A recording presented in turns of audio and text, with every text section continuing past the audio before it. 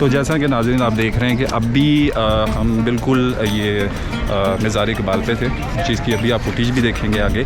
मज़ार इकबाल लाहौर में बादशाही मस्जिद के बिल्कुल साथ और शाही किला के सामने वाक़या है। ये पाकिस्तान के कौमी शायर, फ़लसफ़ी और मुफ़क्कर इल्लामा मोहम्मद इकबाल का मकबरा है।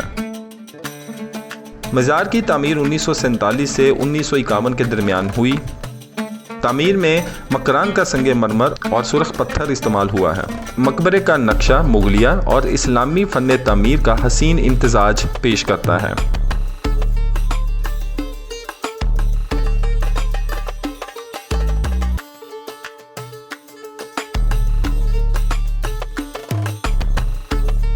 अंदरूनी हिस्से में इकबाल के अशार खत्ते कोफ़ी और खत्ते नस्ख में कुंदा हैं।